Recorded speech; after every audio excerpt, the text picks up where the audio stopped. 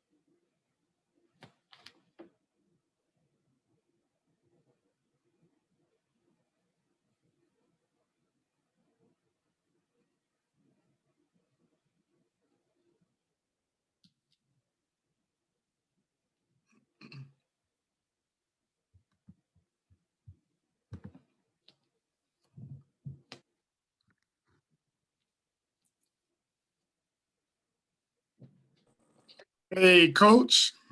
How you doing, Jay? Pretty good. It's good to finally link up with you. I know I ran into you a few years back at an AAU. It was like an AAU tournament. It had Chauncey Billups Elite. Yep. Yeah. Been a minute. Oh, A minute. Oh, yes. All is well with Coach. I want to thank you for taking time out of your schedule to hop on Heavy Brand Podcast, a youth and mentorship podcast, sir. I appreciate you, man. Thank you for having me. So now, Coach, tell us a little bit of, as far as like the roles and the titles that you've held at Northfield High so far. Oh man, and it's funny that you keep calling me coach because I'm not coaching anymore. I have a new title at Northfield. But as I started as a para, entry-level job supporting special ed and mild and moderate classrooms. And I transitioned into being a dean. Was a dean for a couple of years, and then trying to get my credentials up, became a gym teacher for a year, transitioned back to being a dean midway through the year. And then, all the while still coaching basketball, and most recently had the opportunity to pursue growth in my career. And I'm currently the assistant principal, one of the assistant principals and athletic director at Northfield High School now. Excellent. Oh, okay. Vertical growth. Trying to, man, every day. Well, but once a coach, always a coach still. Um, Always, so man. Always. no doubt. Now, before the ball started bouncing, whistle started blowing and all that, tell us a little bit about the book of Ezekiel from childhood. Man, childhood, interesting, man. Both my parents are from Ghana, West Africa, came here for an opportunity to, just pursue the American dream and more opportunities. And very early on, my family was exposed to just, inner city life. And, my father decided that wasn't what's in the best interest of raising a family. So he transitioned us to the suburbs of Arvada, Colorado, where older siblings grew up, spent a good portion of my childhood there, experiencing suburban life with, just learning how to navigate, white America and experiencing everything that comes with it, racism, harassment, belittlement, all of that. Through basketball, I always, although I was surrounded around a lot of white people, I was always true to who I am and gravitated to people that look like me. And especially, young African males that may come through and be in and out, but through basketball, I was able to, in middle school, make great friends and make great networks with other guys, and ended up transitioning to George Washington High School for my senior year of high school and graduated from there, from Arvada. My family were a at that time. Bulldog before that, huh? Yeah. Oh, yeah. So, graduated from George. Had great experiences there, made lifelong friends that are, still my friends today in my wedding and whatnot. So, had an opportunity to expand my opportunities of playing basketball in California. So, did the JUCO route, went and played JUCO ball in California, started off at Cuesta College in San Luis Obispo, played a year there, came home for a semester, then went back out there to the Central Valley and played at Porterville College. Finished my AA there and transitioned to an NAIA school in Missouri called Culver Stockton College. Finished my last 2 years of college there and playing as well. Got my bachelor's in recreation management, and then was hoping to stay in the recreation world as my mentors were guiding me there. And I always knew I wanted to work with youth, and so I gravitated towards that, but opportunities weren't there coming out of college. So did a year in Arizona through Boys and Girls YMCA, and spent a year there, got some really good leadership experience, and transitioned back to Denver, started working in mental health. Got an opportunity in leadership there, just because of my history in working with kids and having leadership and growing in that field and in relationship building. And then through that, just had an itch to still play. At that point, I was still just hooping, just staying in shape and just playing, because, your love doesn't go away. Ended up just snagging up a refereeing job, and was actually being guided to become a patch ref, and then transition to reffing collegiately. Somebody saw something special in me doing that. But while I was reffing, I was actually coaching kids on the sidelines. So my debates on the court were really interesting, because then I was always talking coaching philosophies with coaches and saying, you're coaching your kids to violate rules of the game, and that's not fundamentally sound. And, one guy just was like, hey, man, you don't need to be on this side. You need to be on that side. You need to be coaching. And found an opportunity to coach basketball at Sheridan High School. He actually led me to it, and I saw it, and I just pursued it aggressively. And it was a great situation, just because the person that was actually coaching there didn't want to coach long. He had just came back to coaching, was asked to coach for a couple of years, and it was just right, man. I had other opportunities. I had an opportunity to be at Smoky Hill. I had an opportunity to be at Cherokee Trails. And I was like, I want some of my own at this point. So, when I at Sheridan, the deal was be an assistant coach for a couple of years and then become a head coach, which is what I did.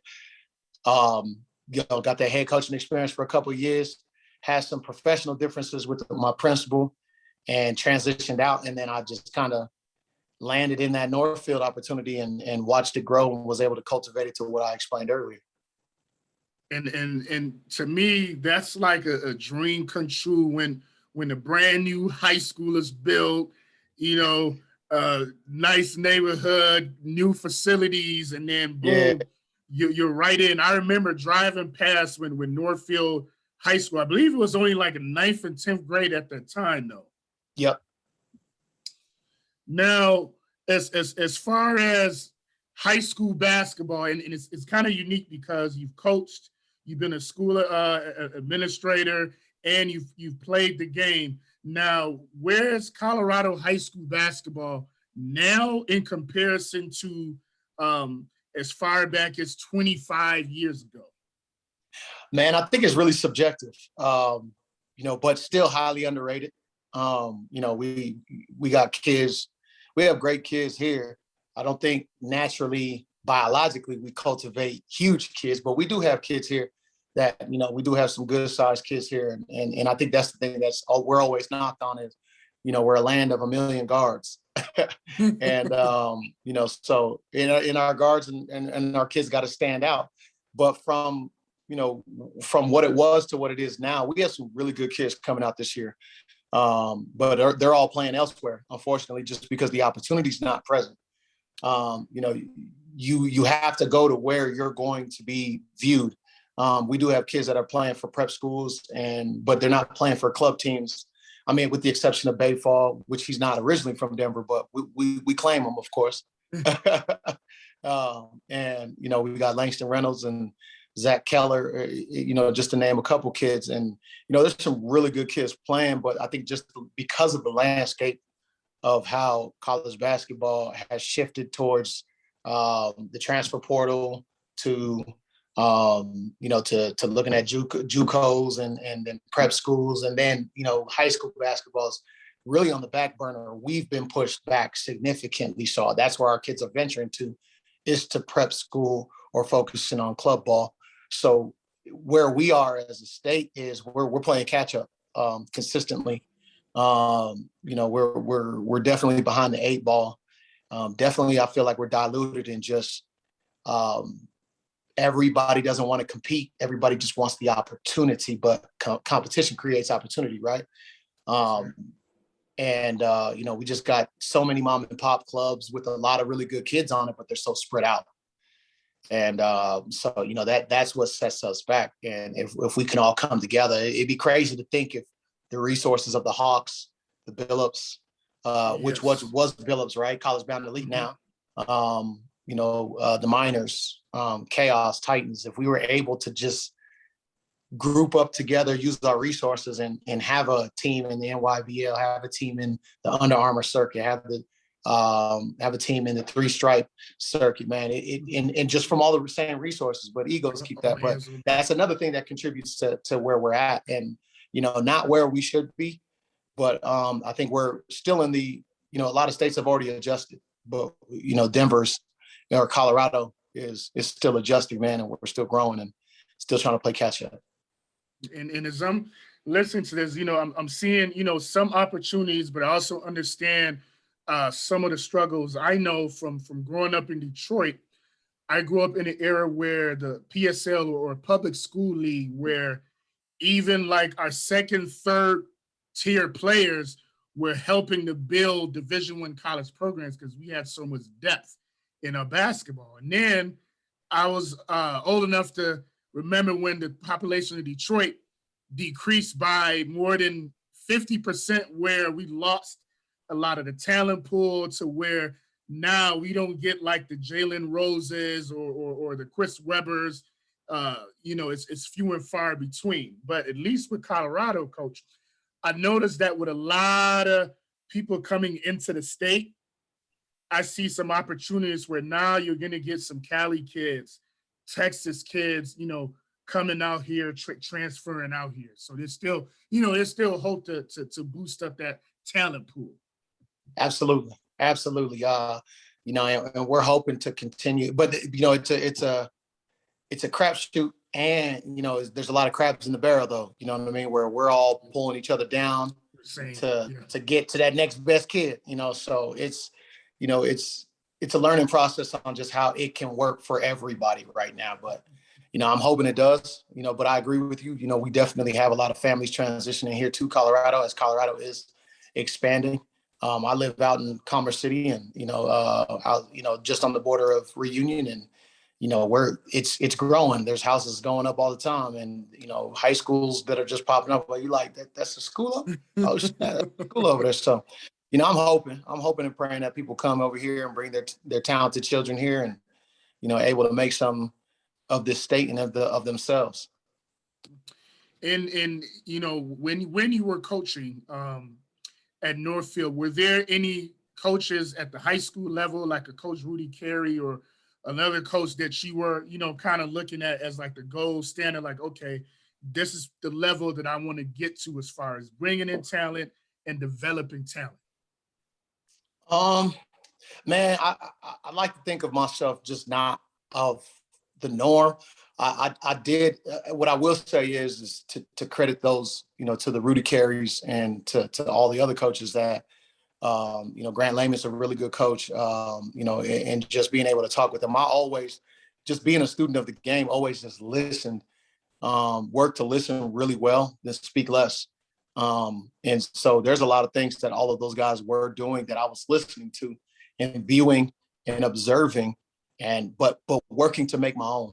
I have my own mindset. If you ever viewed me as a player, you'd be like, yeah, he's good, but like he's different though. He's not the same, so I took my coaching the same way, very fundamental base. I was always just a basic guy. I'm gonna hit you with a jab step and a pump fake. Okay. And if that don't work, I'm gonna pass them, screen away or cut.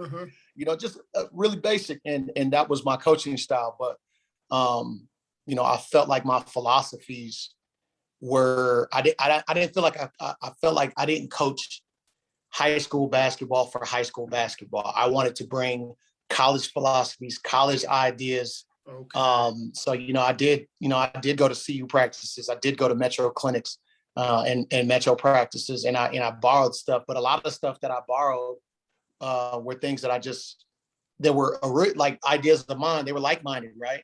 Defensive philosophies. Coach Dunlap is I got to be a guest viewer of a day that Coach Dunlap came back to Metro and was sharing his coaching philosophies, and especially on defense. And there were just so many gems he dropped out there. And I was like, man, that's exactly what I'm thinking. But he just said it exactly the way I was thinking it. So It's a lot of those things that you're validated in the things that you do. And so watching Rudy Carey, watching a lot of these coaches, I heard a lot of things they said and I watched them coach and they validated a lot of things I was thinking. But I had this, I wanted to run a college style offense. I wanted to teach college drills. I wanted to teach college concepts and then cultivate that at Northfield and then say, hey, if you want to be prepared for the next level, this is where you want to go. You want to come to Northfield for this. I mean, that's even my motto right now is, my mission is to cultivate and recruit and to help get recruited college bound athletes. As that's my philosophy as an athletic director. And that was similar to my philosophy as a basketball coach. So there wasn't anybody like I modeled my stuff after. I borrowed and it's, just like basketball is the same thing everywhere. But it's, I always just thought of myself of creating a college-like environment, college level teaching, even using college level terminology in my practices, in everyday conversations, in our, basketball language every day. So that was, I used just the levels opposing to a person. Yes, sir. Yes, sir. And as you were speaking, I remember we had a guest on our podcast a few months ago. I consider him like one of the OGs in Detroit basketball growing up. He played high school ball from right around 1991 to 94. And he was probably the best high school basketball player in the city of Detroit in that early to mid 90s era. And his career got cut off literally when he got to the University of Minnesota in Big Ten play.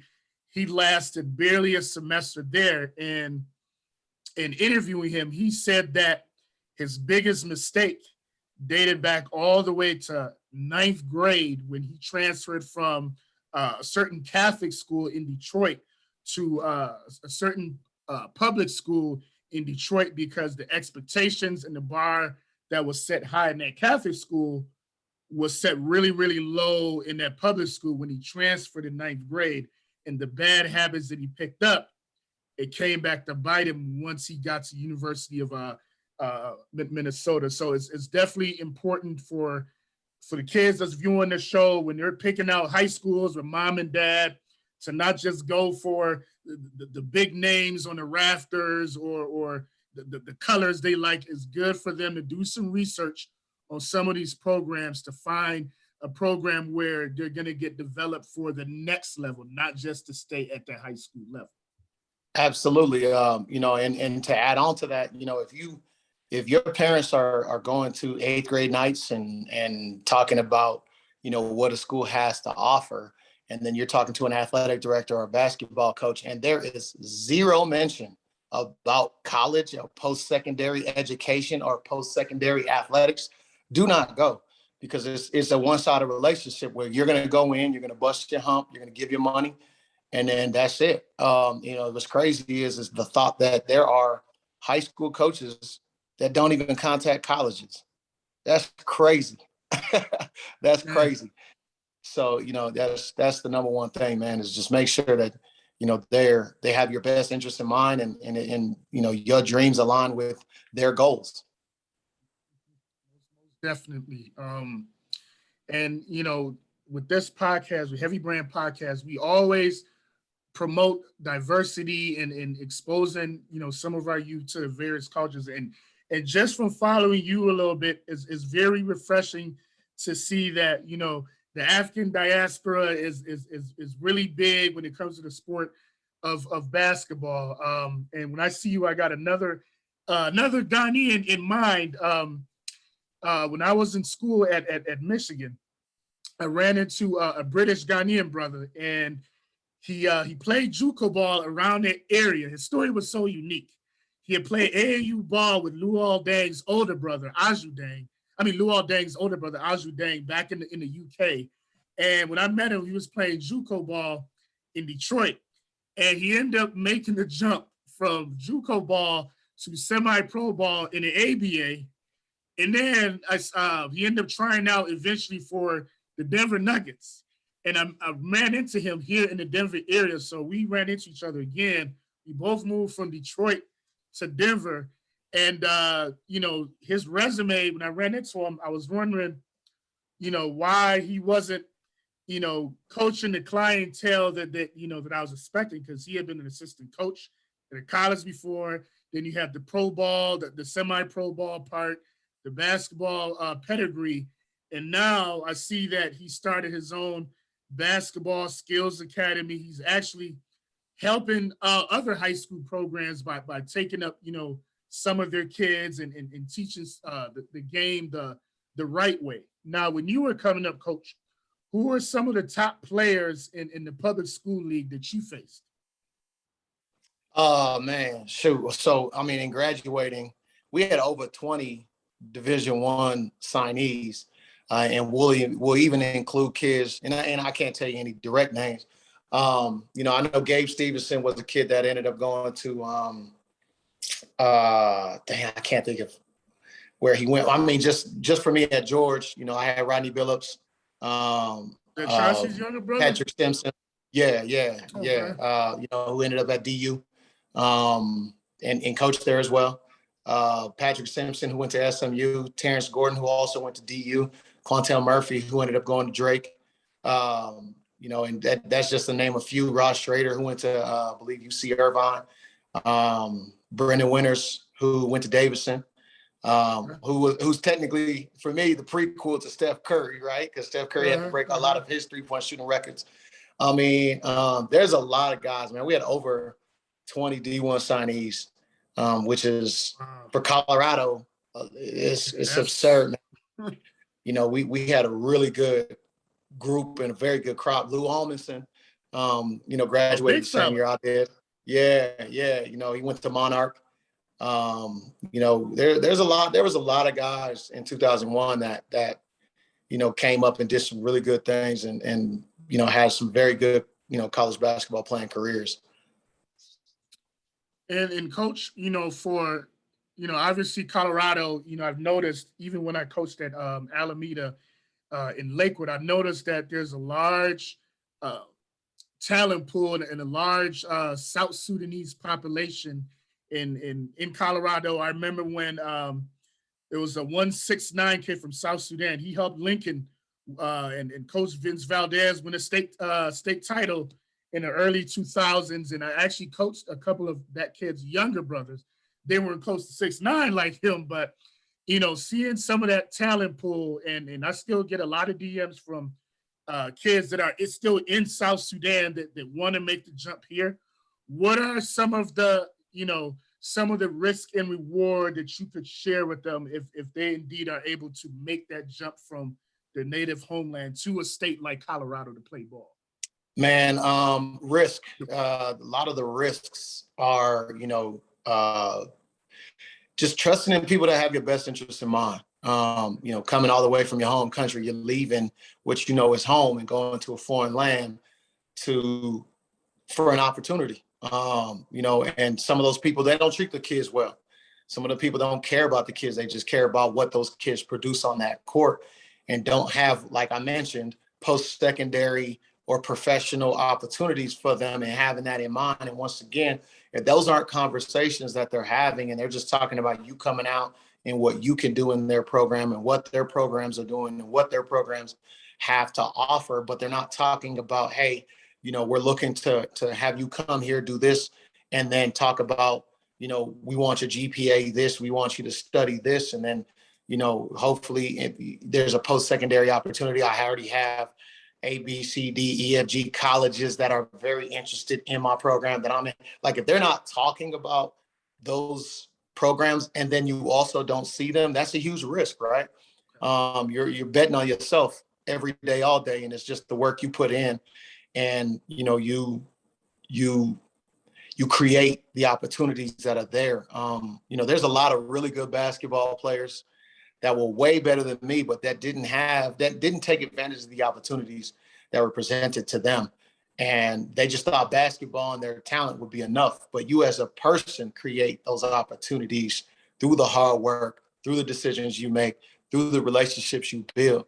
So, you know, the risk is all in yourself and what you do, but also those people are a bridge to those opportunities. So the risk is, you know, once again, do those people have your best interest at heart? Are they going to help you take care of yourself?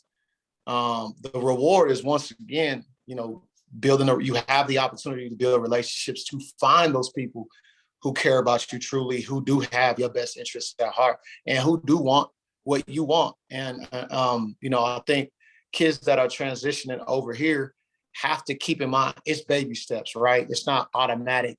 As soon as I get here, I'm going to the NBA, period. Like, look at Giannis, man. Look at all of the players that, I mean, shoot, even the ones who have had the longer roads that are playing pro ball and they're able to provide for their families, man. It's, you know, it's all a bet on yourself. But there's so many more opportunities that come beyond basketball that are created through basketball, right? I would have never guessed 10 years ago that I'd be an assistant principal right now. My plan was always to become a college coach, and not even a college head coach, just to be a college, you know, assistant coach.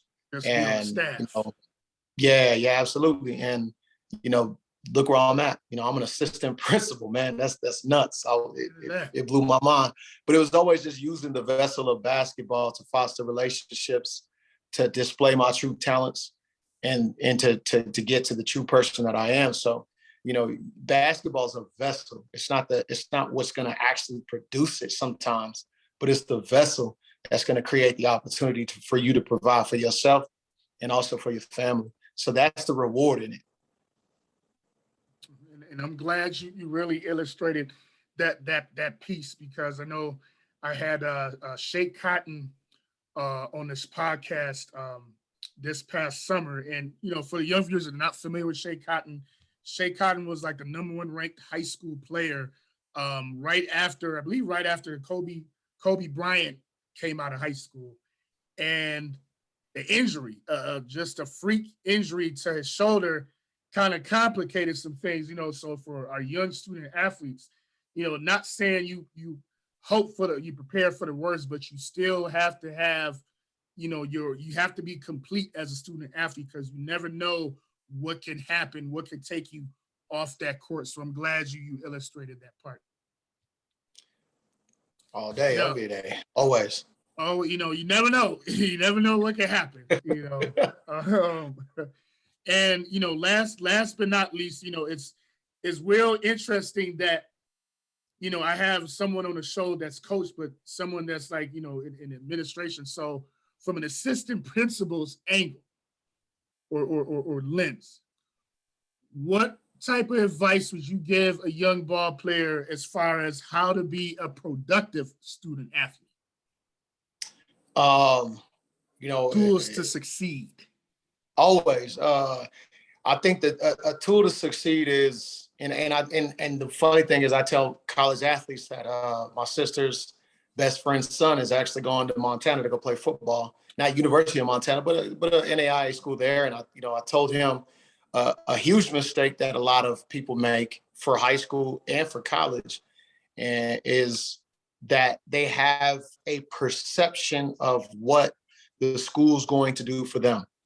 And it goes back to what I said. It's about you creating that opportunity within yourself and you working hard. But that takes, for you to understand what those expectations are, you have to have no expectations, because you don't really know who these people are sometimes. And you're usually meeting people at one night, or they're recruiting you, but it takes years to really build a really good relationship with people and really know who they are and their true intentions. So, for kids that are transitioning to high school, don't go in there with any expectations of what those programs are. You're not the same kid that those other people who had success in those programs. You're not them. You're not the same people. So the opportunities are going to look different. Times change. So the options may be different as well. So you have to be flexible, and you have to be a true learner in that, you got to be able to listen, to understand, and be able to do what's asked of you, but also taking full advantage of the educational opportunity you have for yourself, man. And there's nothing wrong with having your goals. Nobody said you can't have goals.